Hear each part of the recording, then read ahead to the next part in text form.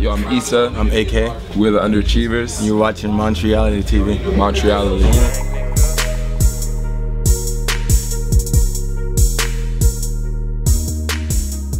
I was a good student. I loved school. I was a good student, but kind of clownish. Yeah, I was a clown. I was like definitely a class clown. I would get like high remarks inside of like academics, but I was always like a clown, so my teachers always be mad about that. But yeah, I was good up until high school and shit. When I got to high school, I just started losing my mind. Yeah, high school was nah, we didn't go to the same school. Did we have sociology together in college? Oh, in college, yeah, we went in college together. We had sociology together. Yeah, but I was in college. I wasn't a clown. I was a star in that class. Yeah, I was a star. Crazy and shit. We were good kids. Yeah, it's we were like, good kids, but like we joked around. And shit. Yeah, you could do. I won't get philosophical on them. But I feel like if there needs to be educational reform, like a change inside of the education system. Definitely, yeah. Because I feel like if the way that they teach the kids now is like outdated and like we're way more advanced. That's why a lot of kids have behavioral issues, because like it was never a problem with the knowledge part or the learning part. It's just like I feel like a lot of kids get boxed into this bad behavior shit when it's really the school that needs to change. I was a drug dealer my whole life. I only had like 2 jobs in life, MTA, worker and shit. I was a drug dealer and a rapper. In a liquor store. I worked at a liquor store and shit. By my mom's house. We already had that. No, I'm joking. Yeah. Oh, you talking about the big one? My mom's house. Yeah, definitely my mom. Yeah. For sure. That's like first thing. Me. So yeah, my mom. And then myself, a house, a bigger house. Yeah. Alright, I'll give you some Robert Monroe's. Any book from Robert Monroe if you guys are into lucid dreaming and astral projection. That guy's a dope dude to read about. And the Bhagavad Gita is a good book. That's where I learned about Krishna from. And Ideas That Matter by Graysling. That's a book that this dude, he like summarized every single philosophical theory that matters in the 21st century, from like anthropology to goddamn. He did so many things, but it's called Ideas That Matter. It's just like a little summary of everything that matters right now, and it's by Graysling. I don't remember his first name, but it's a good one. So that's 3, right? Yeah. Eventually, for sure, no doubt about it, I'm gonna write a book. I have to. Dragon Ball Z and all of them. I mean, I'm gonna say Trunks. Trunks is my favorite character because he came back from the future and shit. Yeah. And he was swaggy. He didn't have the regular, the nice hair, like clothes and shit. Outfit and the sword. And then when he turned Super Saiyan, his shit was flames. But I like Trunks definitely. I like Gohan because he had the inner power. And Son Gohan, you already know. It was just, And then I love all of them. They all represent. It's like they all represent a different factor of like enlightenment in a sense, and like they all make one big thing. So like Gohan's one part, Goku represents something, Vegeta represents something, Trunks. So like that was a cool cartoon. I was really into video games. 2K is the only thing I play. This nigga play 2K all day. 2K, that's it. I play Dragon Ball Z games, of course. But he's like growing up. Yeah, growing up. I played Dragon Ball Z, Japanese Dragon Ball Z. 2K came out like 5 years ago. So I guess live. Live. I was live back then. Basketball games definitely. Yeah. Damn, shrimp scampi and curry shrimp I was gonna say, but like some seafood shit. Yeah. He's a dick sometimes and shit. Yeah, I'm always a dick. I'm an asshole, I can't even lie. But nah, this guy's an angel. He does absolutely nothing wrong. I can't even think of one thing. Nothing. He don't clean the fucking kitchen. That's your job, nigga. Nah. I clean the bathroom. That's the only thing, nigga don't clean the kitchen. I clean the bathroom and shit. Fuck Come out on, of here. man. Alright. Nah, go ahead. Cellar probably. Our new shit coming out. Yeah. I think Leopard Shepherd probably. Yeah. You want me to spit it? You can spit your shit. I'm the reincarnation of a king long gone, the highest enlightened nigga sitting on top of the sun. An angel told me in a dream like Neo, I'm the one. So I'm out here freeing souls from they bondage to the love. UNITY, free my people, now we fly. Fools stuck to the ground, wondering why we be high. Brainstorming like beehives, knowledge higher than these skies. On a divine mission, nigga don't get left behind. That's it. It's gonna be fire. Yeah.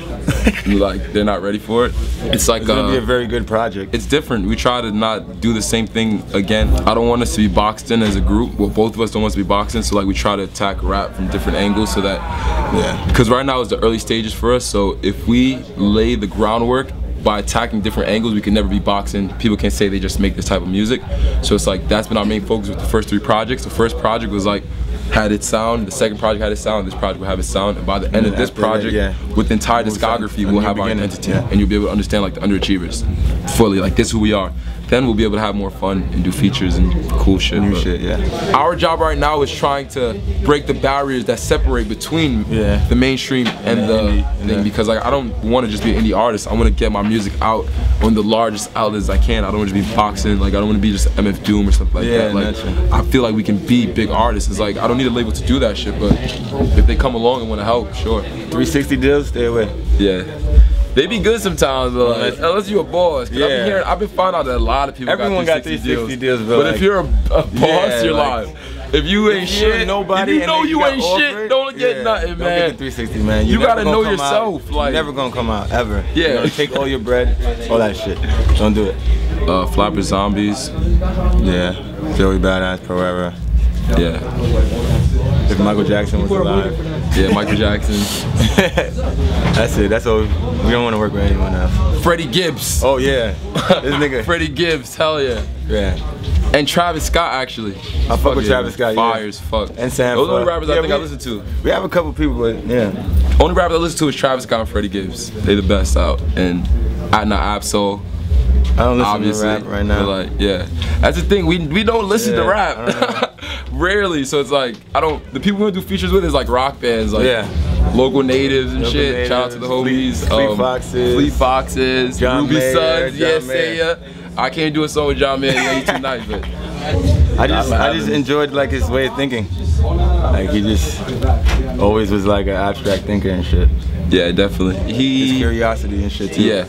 It's like I spent years thinking irrationally when I was like probably 14 to 17, like growing up, like having real out there thoughts. And when I was around 17 is when I really started to buckle down and try and find like a rational scientific approach to like spirituality. And from doing that, I started to lose like the ability to like really think freely. I started to really think in a box because I didn't want anything to seem crazy. And what STEEZ was able to bring back for me was thinking out of the box again. Like, cause he really wanted to do some crazy shit that just was like, that's a little crazy, but you know, we could do this maybe. But yeah, he made me. He brought back abstract thinking for me, which was the original way of thinking. But that's the thing with like enlightenment and consciousness is like you need to find rationality around it though. Like a lot of people, they just focus on the rational parts, but there's such a science behind it that can back it and provide such solid grounding and proof for it that it's like once people can find that aspect is when you really start to realize, yo, this shit is real, because it is. How not abuse it? Don't abuse it. Yeah, don't abuse it. Like, people go over the top. Stay away from opiates. Don't do no Molly.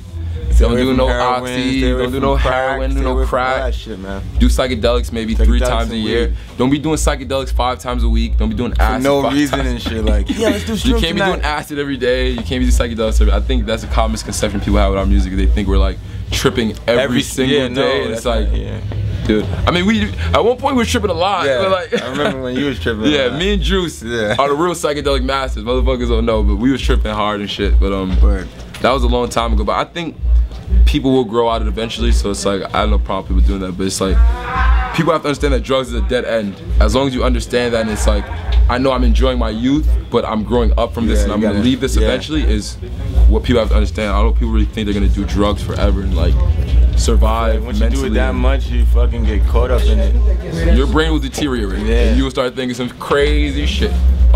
Yeah, well, there's definitely a link. It's like you don't need drugs to be enlightened.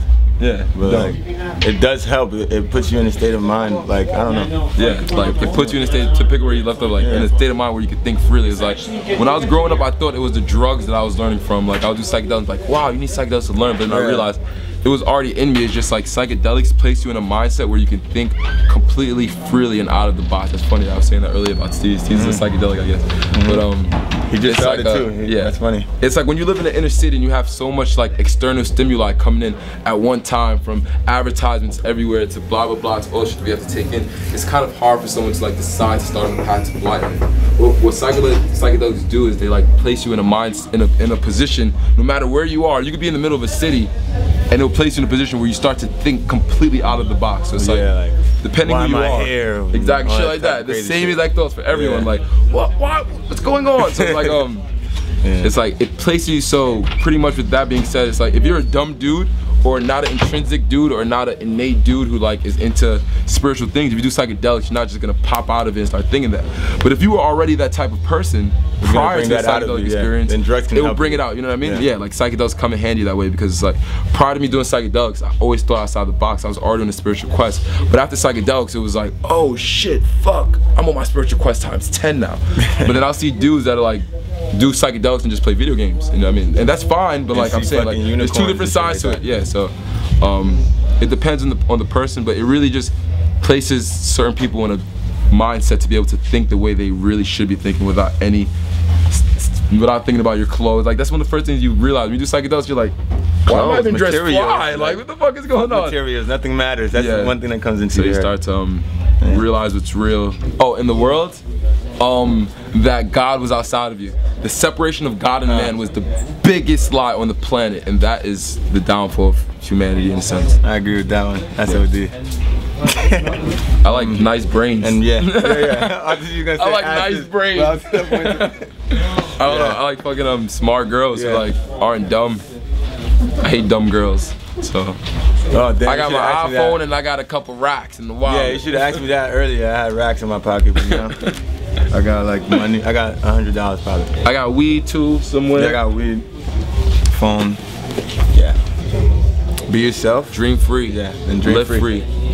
Know you can do anything you want to do. No, and I know that sounds so like cliche, but it's like it's real shit though. Where there's a will, there's a way. It's like that's how we live our lives. Like I don't think there's any barriers. People always try to bring barriers up to me, like you guys can't do this and that and this and this, and it's like we break every one of those barriers, and we will continue to break those barriers. So it's like create your reality, man. Keep chasing. Yeah, straight up. Montreal, my motherfucking niggas. Y'all gonna see y'all again. We're gonna do part 2 on y'all motherfuckers. Thank you, my niggas. Time to smoke some weed.